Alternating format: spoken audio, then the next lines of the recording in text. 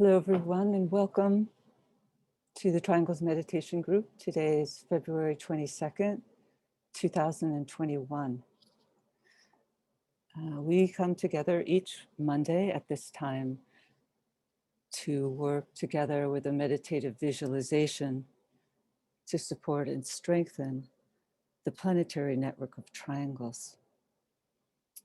And this network, as most of you know, is composed of etheric substance, energy, cells, and we work together to do a very esoteric work of transmuting the present system of triangles, of squares, which underlies the network at this time, to transform it into a network of triangles. The square being reflective of the personality self, whereas the triangle is reflective of the soul. So we come together as souls to transform the network into a reflection of that soul. And we also come together to introduce this work to people who are new to it and to aid them in the forming of triangles. So if after participating in this webinar, you feel that you might like to commit, and it is a commitment, it's really a lifetime commitment if you so choose, you can put your name into the chat box and find 2 other partners who would be willing to work together with you each day to link in thought and prayer and establishing lines of lighted, loving communication, visualizing a triangle, and then linking your triangle with all the other people who are working in triangles throughout the world, and then sounding a world prayer known as the Great Invocation, which is used to distribute and circulate the energies to all open hearts and minds. And so the work only takes a few minutes each day, and it can therefore be fit into even the busiest of schedules. So again, if you'd like to form a triangle, put your name in the chat box. And if you'd like to find out more, you can go to our website, triangles.org. Today, after our meditation, we're happy to welcome back Maria Christina Donadue from Tucson, Arizona in the United States. And Maria Christina is a longtime co-worker in our work. She's had what we call a unit of service since the 1990s. Units of service are people who are affiliated with this work, not necessarily just triangles, but the work of Lucis Trust, who have small groups all over the world who come together at different times. Some meet each month at the full moon, at the new moon. Some meet weekly for studying the books. And Maria Christina has been carrying this work forward with her group for a long time. And she also works quite well with bridging between cultures in her community. And she's been doing that as well for many years. So we look forward very much to hearing from Maria Christina. And I also wanted to announce that on Wednesday this week, we will be having our Goodwill meditation webinar on Wednesday at 12 noon in New York. And we encourage as many of you to join and participate in that meditative visualization in the support of Goodwill throughout the world. And then also Lucis Trust on Friday will be holding our Pisces full moon meditation in our 3 headquarters. And here in New York, that will be at 6:30 on Friday. So we hope you can join us for that as well. So now, as we do each week, let's come together for a meditative visualization. Let's visualize the planet as a sphere of lighted energy.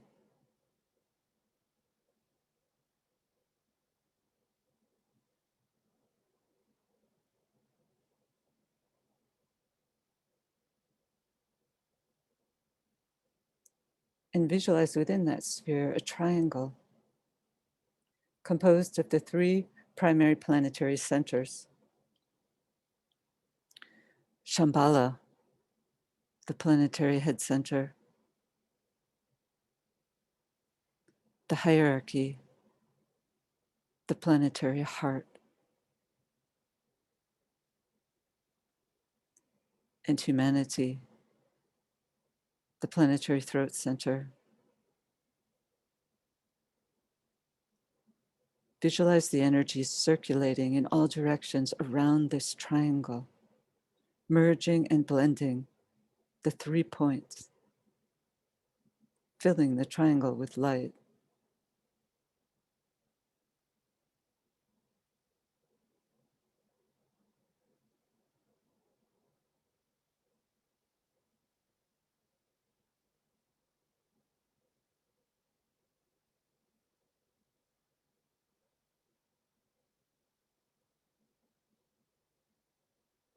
Superimposed upon that triangle, visualize a 5-pointed star. This is the star of the world teacher, linking east and west, past and present, radiating the energy of love, wisdom.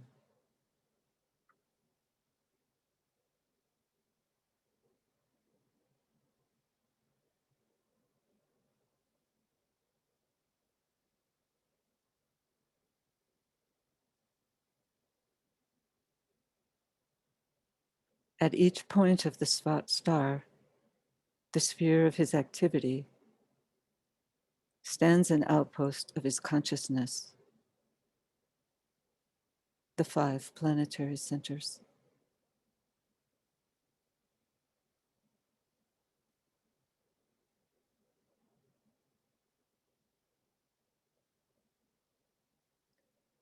Visualize the energies radiating forth from the center of the star out through the 5 points.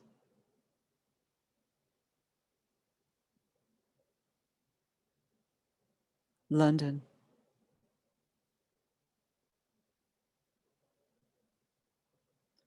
Darjeeling,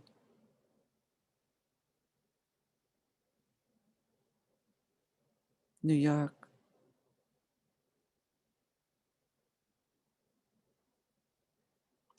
Geneva,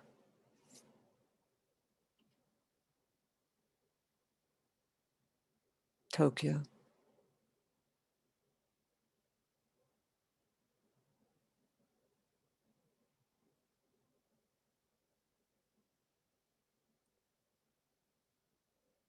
Visualize these outpouring energies enlivening small groups gathering everywhere, aiding them to focus and direct the energies into the consciousness of all humanity,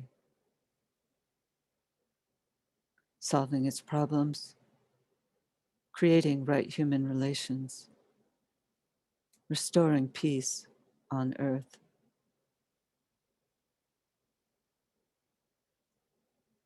Project a rainbow bridge of energy towards the spiritual hierarchy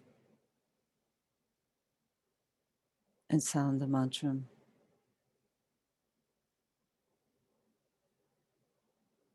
Radiance, we are, and power. We stand forever with our hands stretched out, linking the heavens and the earth, the inner world of meaning and the subtle world of glamour. We reach into the light and bring it down to meet the need. We reach into the silent place and bring from thence the gift of understanding. Thus, with the light we work and turn the darkness into day.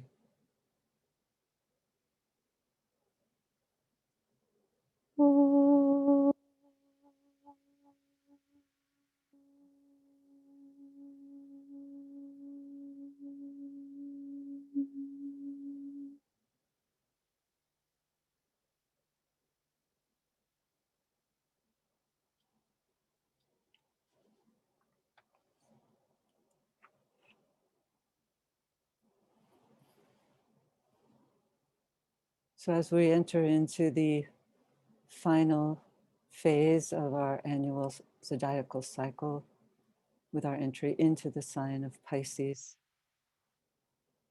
we know that we have a rich and highly spiritual energy with which to work. Pisces takes from all the signs, not to hold for herself, of course, but to give forth the many jewels that are offered through the Pisces experience.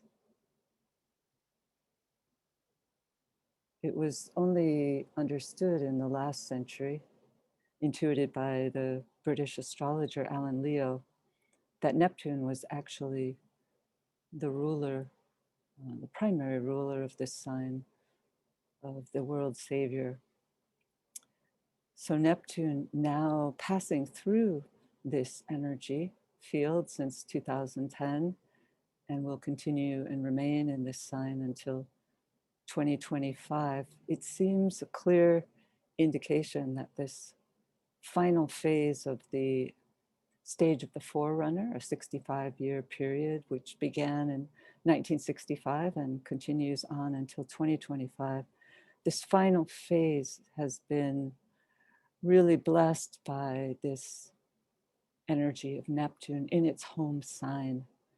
And we're told that Neptune distributes the energies of Pisces for all humanity. And we consider humanity, therefore, as the world disciple.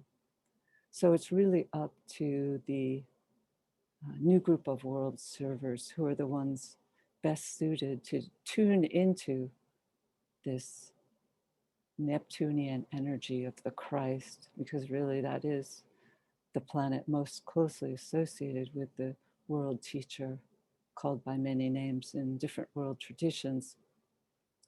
And it is his aura that pours into human consciousness, stimulated by the great Neptune, that is causing underneath all of the outer stirring a tremendous influx of spiritual energy and of awakening, which we see all around us. So Maria Christina chose for her theme to talk about, I think under my inspiration actually, the theme of glamour. But also she decided to speak on glamour and initiation. And we know that these topics are interrelated to one another, because prior to the taking of any initiation, which is really an expansion of consciousness, there has to also be a dealing with or an ability to confront the personality at the stage which the members of the human kingdom are. They have to face, we have to face those aspects of our personalities which are still under the veil of illusion, glamour, and Maya, keeping us trapped within those fogs and mists. But the initiatory opportunity with which we're presented takes us to a borderland, the Tibetan calls it, where we're hovering on a borderland of revelation. So we're preparing for an expansion of consciousness, and there's three ways we can go. We can either refuse to move forward into the period of revelation and fall back into the miasma and the fogs and mists of the personality, or we can choose to move forward into the light, or we can stay in the middle ground in a state of confusion, being pulled back and forth between the two energies.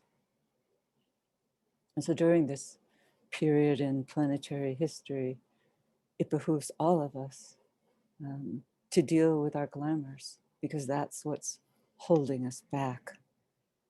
That's what's keeping us trapped and imprisoned. So the Tibetan he gives us some hints as to how to deal with our glamours. He says that there are three primary qualities of thought that primarily condition us. He gives specific meditative techniques on how to combat these glamours in our lives, techniques for individuals and techniques for groups. But most importantly, it's really about cultivating new attitudes of mind. And so I'd like to just read the attitudes of mind that need to be overcome so that we can therefore deal with our glamours more effectively. So he gives us three primary, and he says that if we deal with these, and perhaps using this energy of Pisces, which is also related to death under the other planetary influence of Pluto, we can work effectively with that ability to do away with non-essentials and clear the decks so that by the time of the Aries full moon, the Taurus full moon, and the Gemini full moon, the three spiritual festivals of the higher interlude, we will be able to do so with a freer consciousness.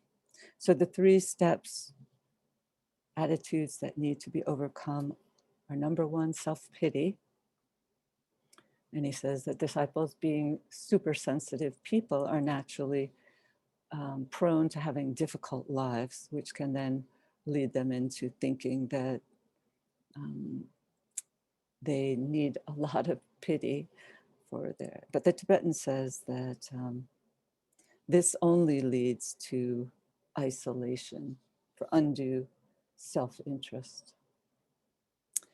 And the next one is the spirit of criticism. And he says this is one of the primary glamours that hardly any disciples are truly immune from. And he states that when harmlessness and kindness in thought and word are practiced and automatically become a part of the disciples' daily life expression, then glamour will end. And he says primarily this glamour hinders our ability to see others clearly, to see them as they really are, free from our own criticisms. And the third, and he says, the most poisonous of all is the glamour of suspicion. And he says this is usually the most false. It's unfounded, but it's capable of poisoning the very roots of being, distorting all attitudes of life, and bringing into activity the creative imagination. So he says, how do we end this power in our lives? He says 3 points: by assuming the attitude of the onlooker, which sees all people and happenings through the lens of love, by leaving others free to live their own lives, shoulder their own responsibilities. Simply give them love and understanding. And the third way to tackle suspicion is by the fullness of our own lives of service, which leaves little or no time for these hours of suspicion.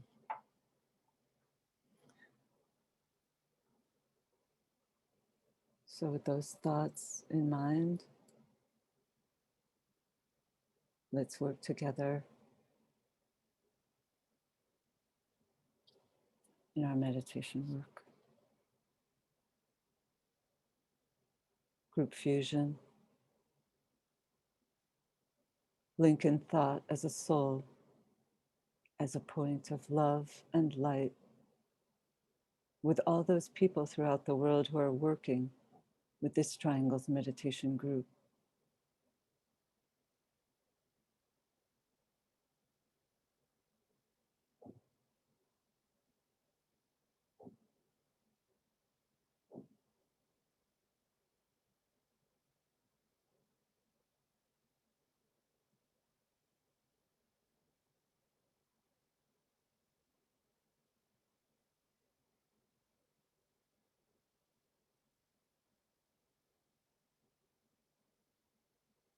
Project a bridge of lighted energy towards the highest center, Shambhala, and sound the affirmation of the will together.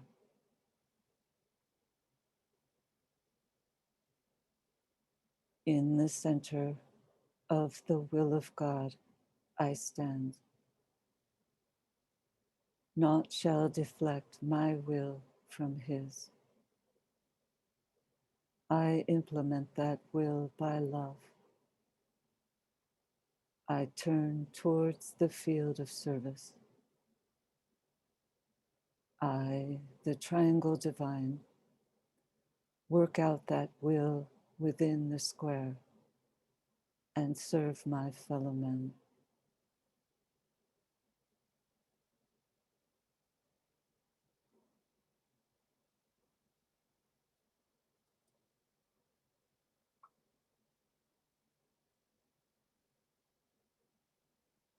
Using the creative imagination, link with two other points of light to create a triangle of light.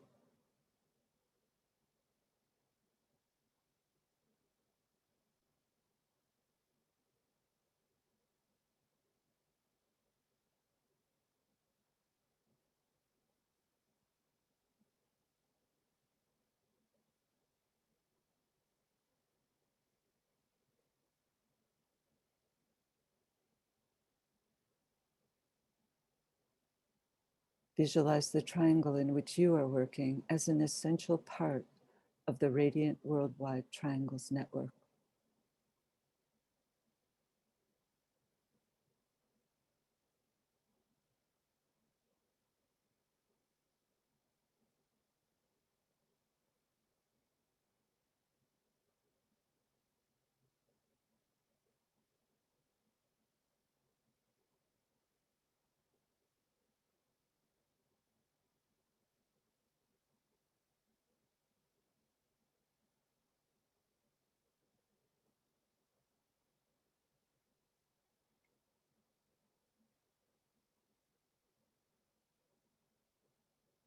Hold the consciousness immersed within the light of the group soul, the heart of love which underlies and infuses the network.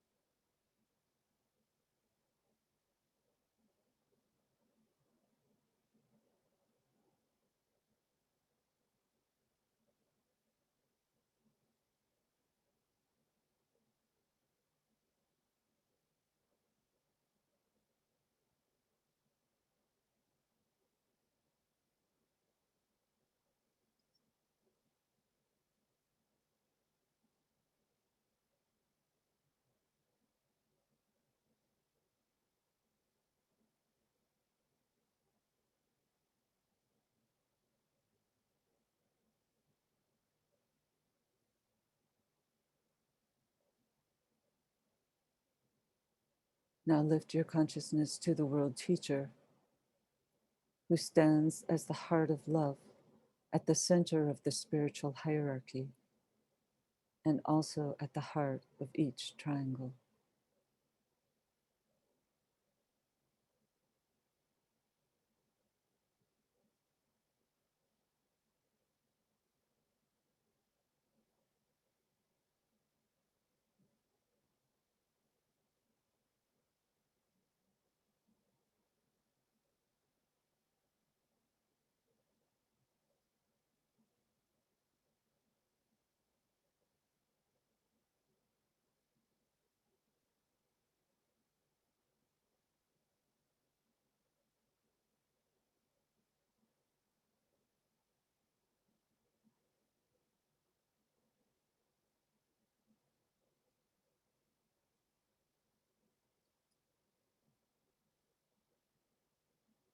Visualize the energies of love, light, and goodwill circulating in and around the triangles network.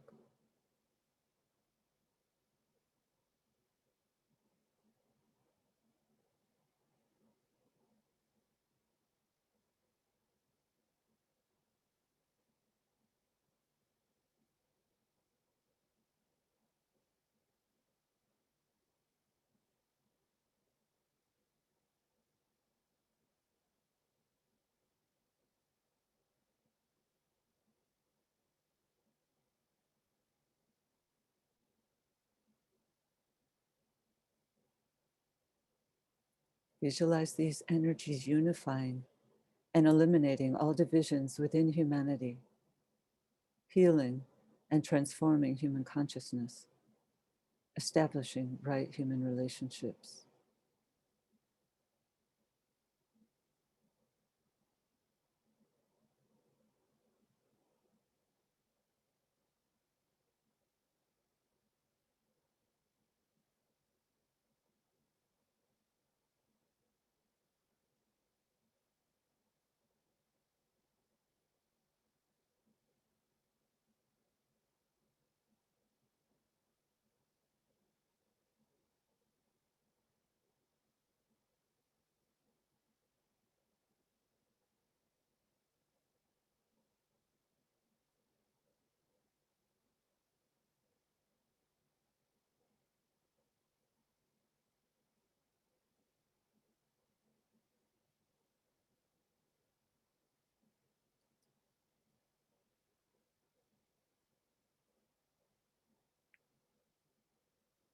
Building a bridge again of lighted energy towards the spiritual hierarchy, we sound the mantra of unification.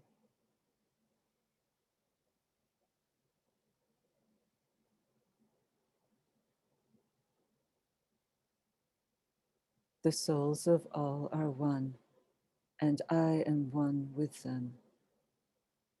I seek to love, not hate. I seek to serve and not exact due service.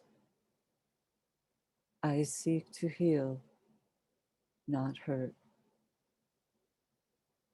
Let pain bring due reward of light and love. Let the soul control the outer form and life and all events, and bring to light the love that underlies the happenings of the time. Let vision come and insight. Let the future stand revealed.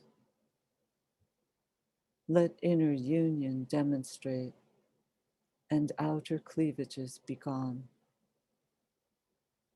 Let love prevail. Let all people love.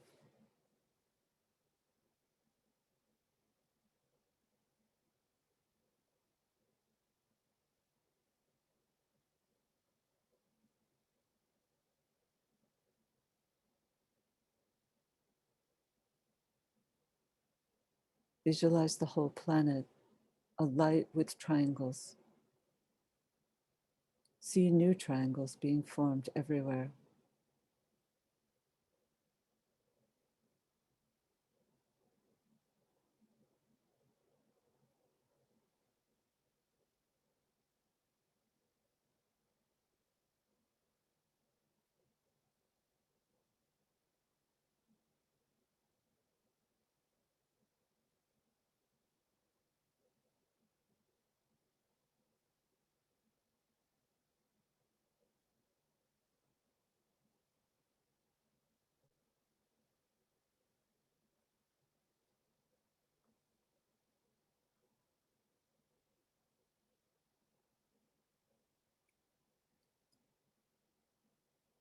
Prior to sounding the Great Invocation, let's pause to consider the work that will be done by the words as they're poured out.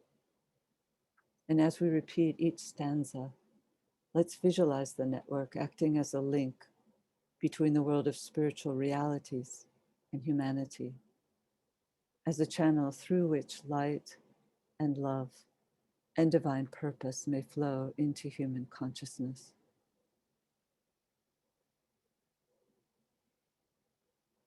From the point of light within the mind of God, let light stream forth into human minds. Let light descend on earth.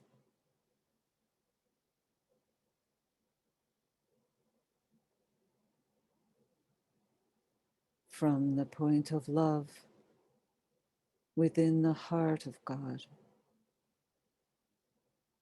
Let love stream forth into human hearts.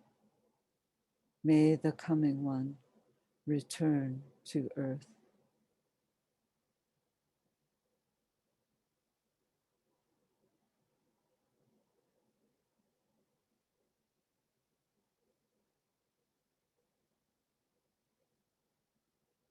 From the center, where the will of God is known, let purpose guide all little human wills, the purpose which the masters know and serve.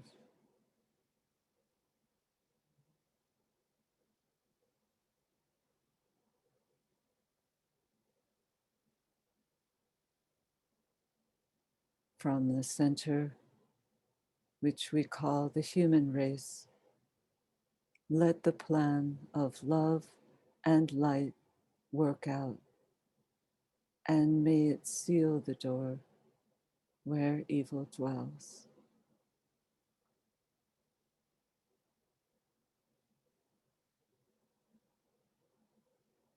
Let light and love and power restore the plan on earth.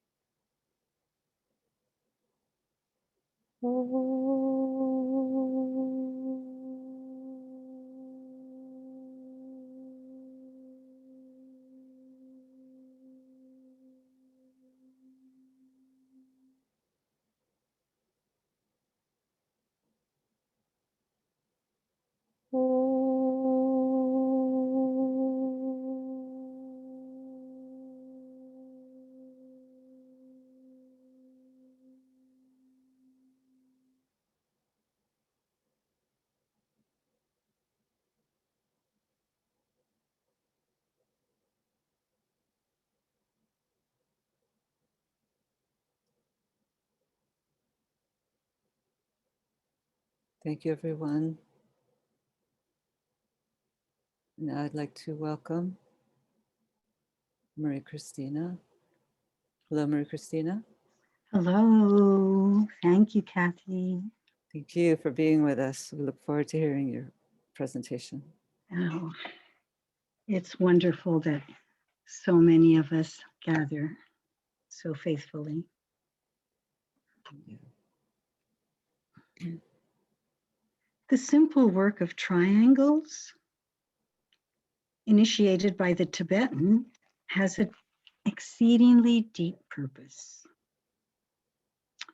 He knows that the function of triangles, and I quote, is in reality to facilitate the work of distributing the pure incoming love energy, expressing itself as light and as goodwill, and emanating from the cosmic astral plane through the heart of the sun and into the hierarchy and humanity. He then goes on to note another aspect of the work by the master is the drawing off of those phases of glamour which no longer have the power to deceive mankind, humanity. They are not allowed to accumulate or to remain upon the astral plane. Just as we are given the opportunity to work with triangles, so too we may participate in this dispersal of the deceptions, illusions, misunderstandings, and misinterpretations, which we call glamour, and which hinder our striving towards unity. Of critical import, the dissipation of glamour on the emotional realms must be done through the use of the illuminated mind, work requiring a mental focus. Many of us recognize that we all lead glamorous lives in a veritable sea of glamour, illusion, and consequent Maya. Kathy mentioned 3, but the Tibetan often will refer to the most pride, cruelty, fear.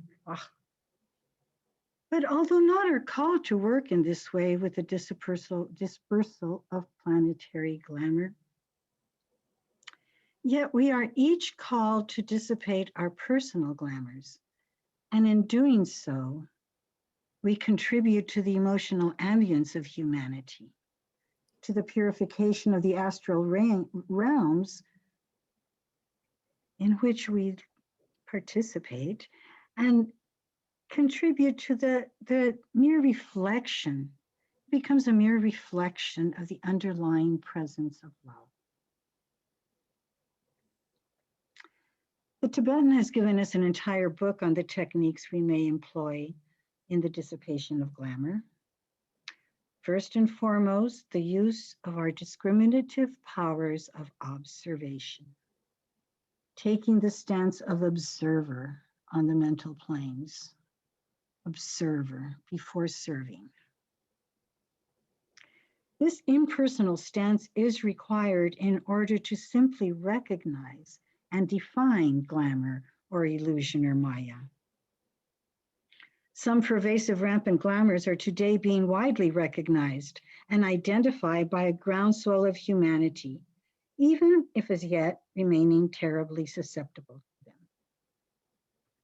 There's a recognition by many that the separativeness today being experienced is undesirable.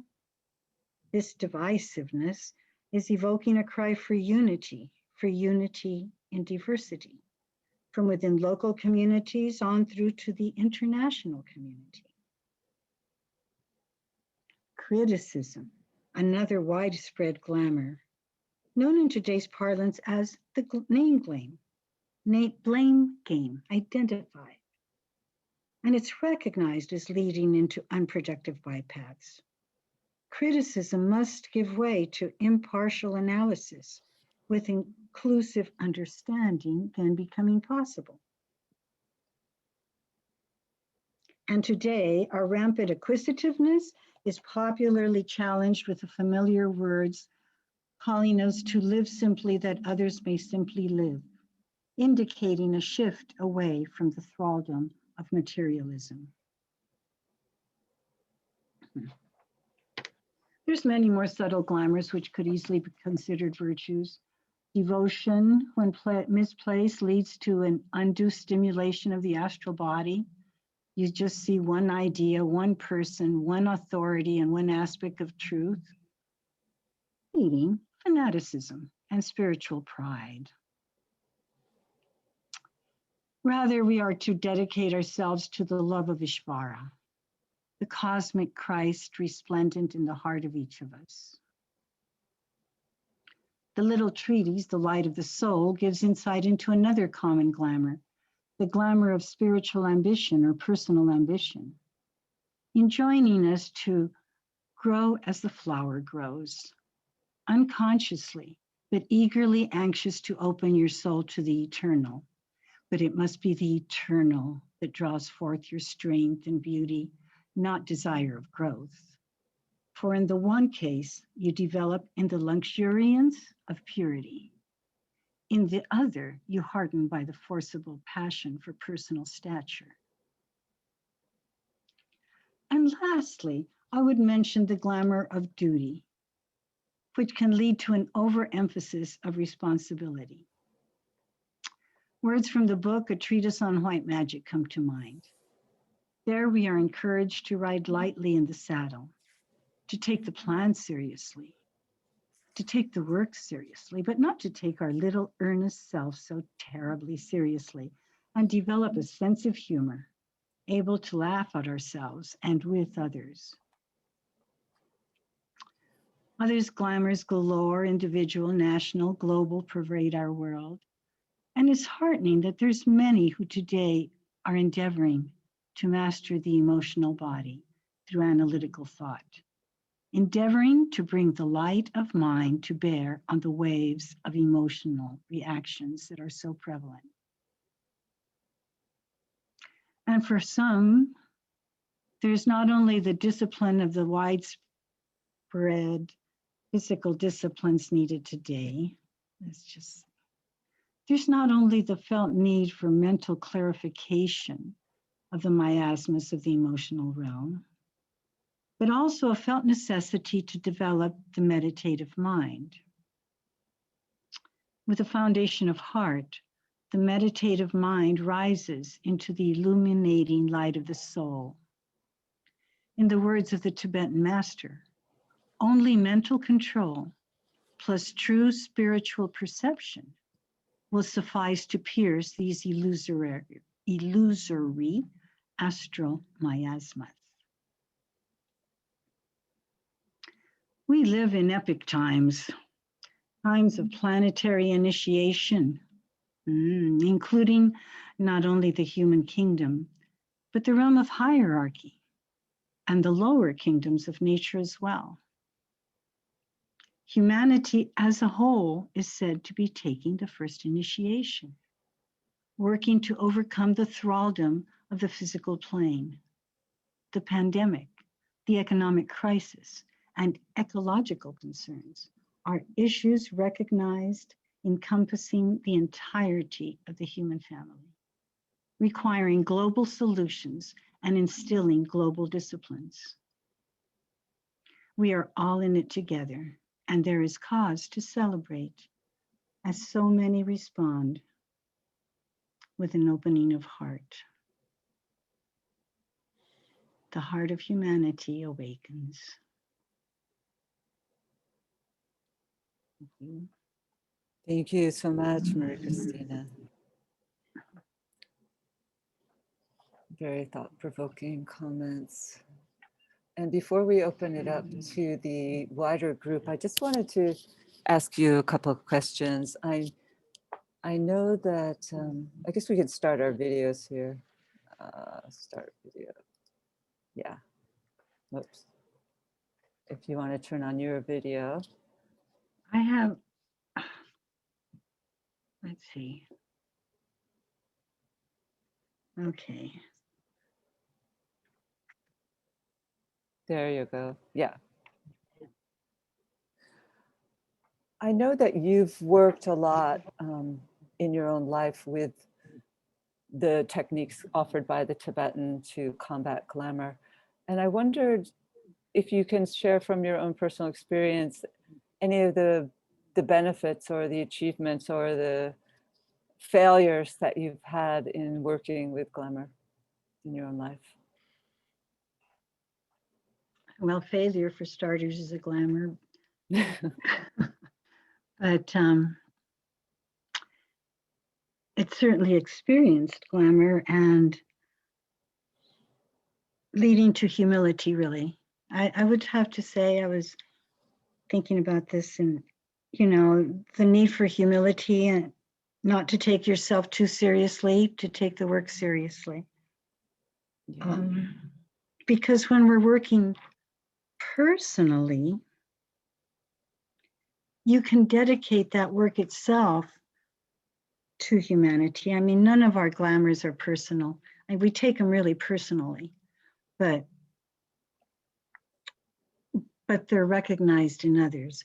So as we work in this way, we can contribute, we can consciously offer it as a service.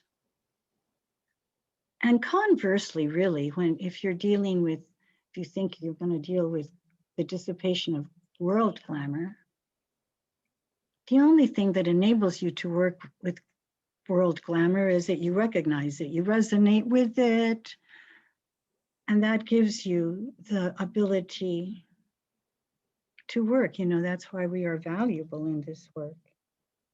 So that, anyway, it can be pretty freeing, I would say, and sometimes when you get a little clarity, there is liberation. That's so nice.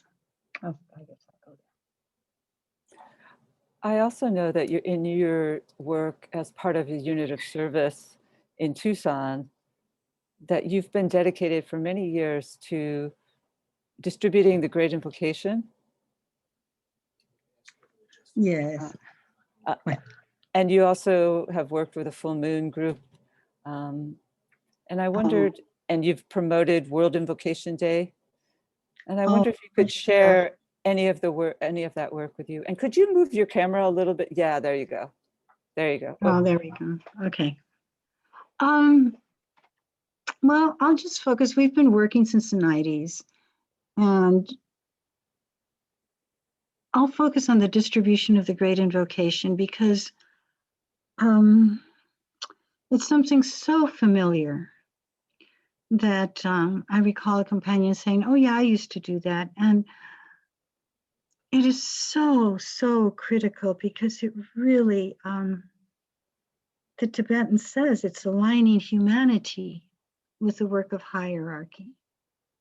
It's part of that massed intent, and you can have, I know people who use it both on the left, on the right, across divides, let us say. Yeah. And it can reach out to, here we've done much distribution, not only with, mainstream, be it church groups or New Age groups, but also on the reservations. And that's been, a joy that the Navajo reservation one time, a little story is, had it published in one of their 2 newspapers, and then the other newspaper picked it up for free and distributed it as well. So anyway, that was kind of cool. And have you found a lot of receptivity to the invocation? Absolutely. I carry it in my purse, I have to say. And sometimes just, you can just give it out to people, and you have there's a spiritual hunger. There's a need for spiritual renaissance. Yeah. There's a need for that spiritual focusing of humanity so that we can indeed align. The Great Invocation is said to be used all the way on through, from men and women of goodwill to aspirants, to disciples, to those within the ashram, to the higher levels of hierarchy, to those greater masters, have been used for thousands of years, and only now feel that we're capable of kind of handling it. Where does he look? Oh, I want to say this.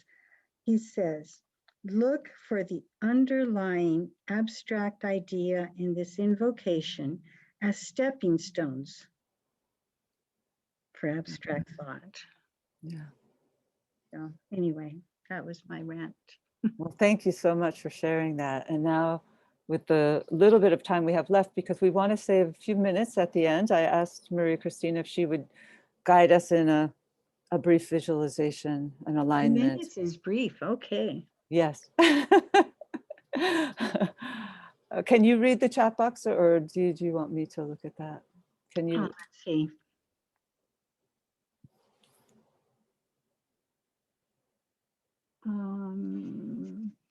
One can imagine how true it is that observation from a high point on the mental plane dispels glamour.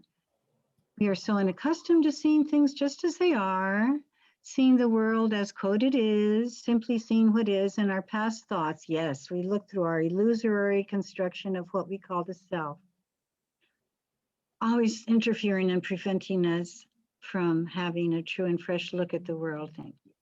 Yes, we look out through our auras. Yeah, there was a famous phrase. There was a famous phrase that I always heard from Foster Bailey, which said, "We all see each other through the back half of our own aura." Yeah, I like that one. I'll remember that one, through the back half. Back half of our own aura. 50-50, I'm 100% responsible for my half. Eliminating glamour starts with mind control and eliminating those personal thoughts of desire that keep appearing in your mind. If the thought isn't soul or group related, it is best to just quiet the mind as much as possible. Observe your thoughts and see if they are worth continuing or better left to die of inattention.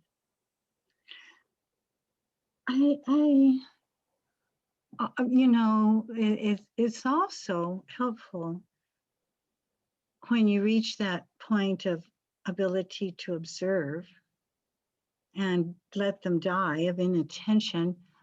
It's like there's this momentary opening, because now what do I do? Wait, this is what I'm used to doing. There's a void, or there's a little moment of creative possibility, perhaps, when you catch yourself, and you can just, the one I use, because for just let good befall the world when I catch myself, because then it's so easy to start, you know, continuing a train of thought, criticizing yourself, whatever you do. But just when you, if you catch yourself, let good befall the world. Agni Yoga, let good befall the world. Something, because now what do we do when we let go of the glamour? What is revealed? How is the world without glamour? Vision.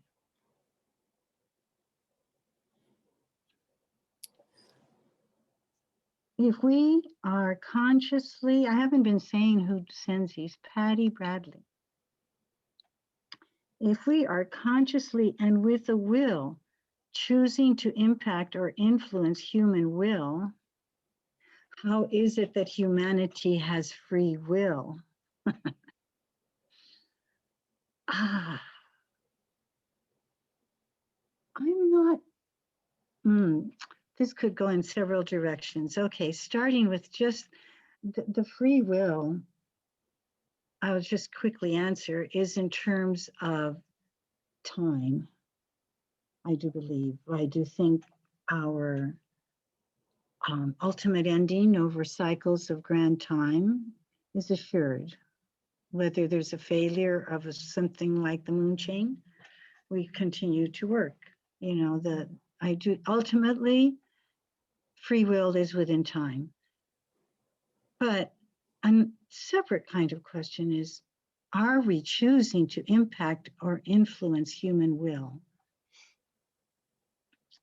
I think that's why it is very important to work as a soul and not as a personality in this work. Because then you're working basically to stimulate and stand by and strengthen the soul of others.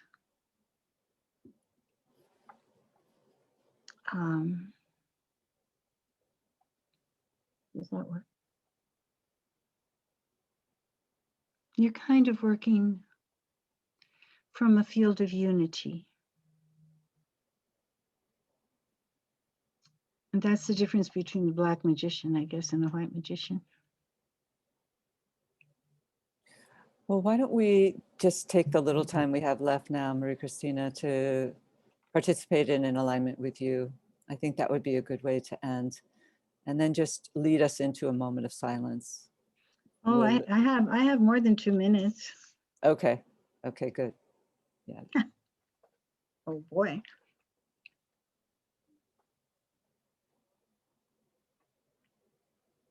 So gathering ourselves anew within our point of creative tension and turning our gaze toward the soul.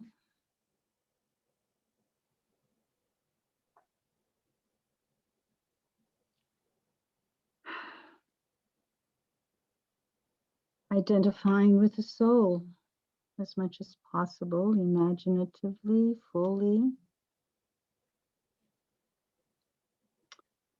The soul, a group conscious entity.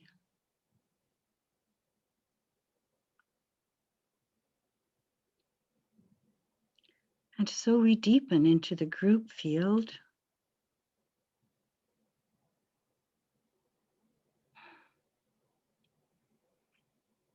Magnetic group aura of love, of light, heart, and heads.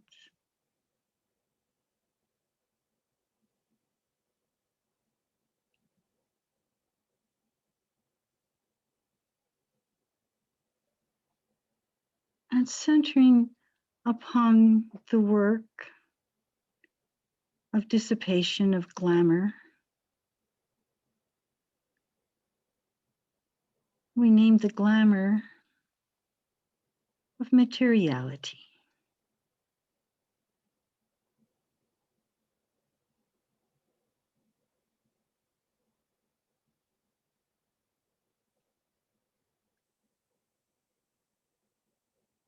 The grasping of materiality.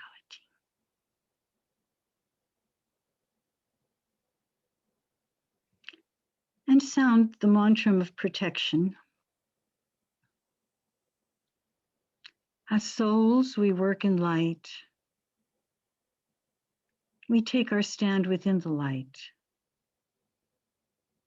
We work, and from that point, we never move.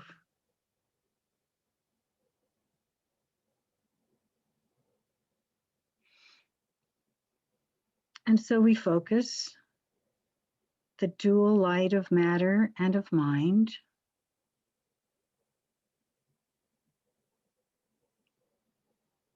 fusing these two lesser lights, recognizing the light of the soul,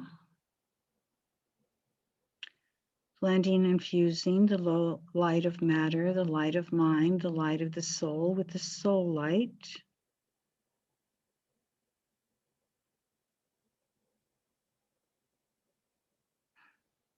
Contributing this triple blended light into one sphere of light. The light is one, and in that light shall we see light.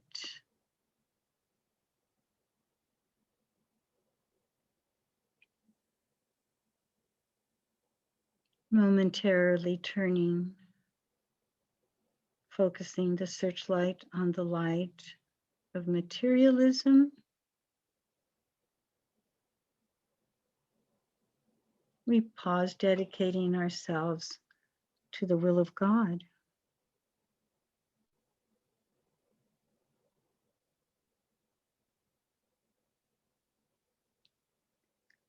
Focusing the light on the goal.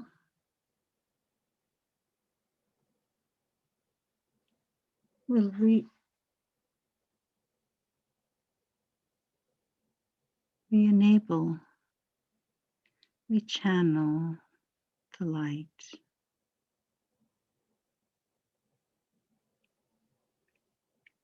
Revealing the divinity as the light penetrates into its darkness.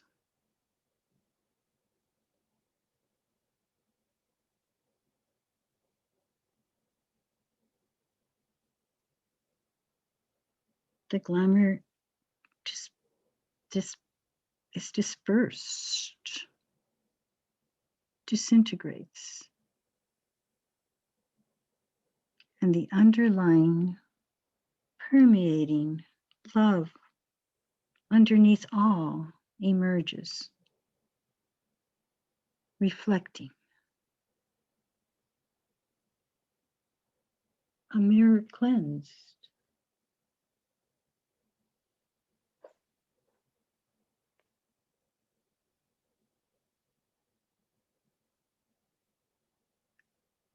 And refocusing, turning our attention away from the astral, refocusing on the mental, refocusing on the soul.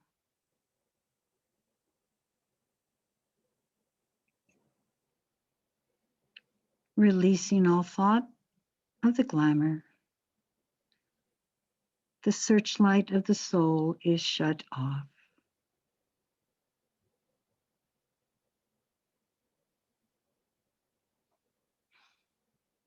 And we sound the Om individually.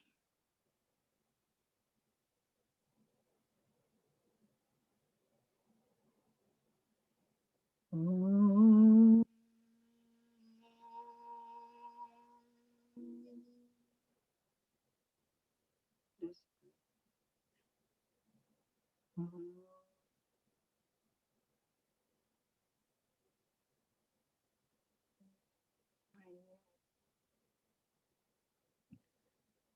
So let it be.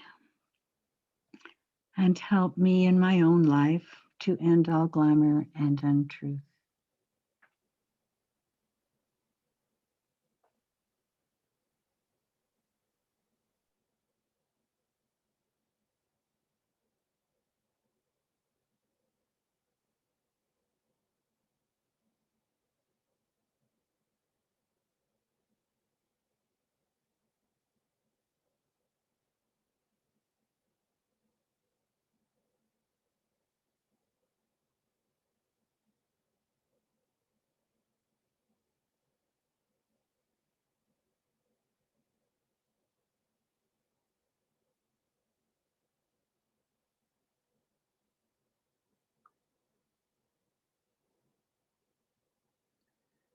Thank you, Maria Christina, and thank all participants. We'll see you again next time.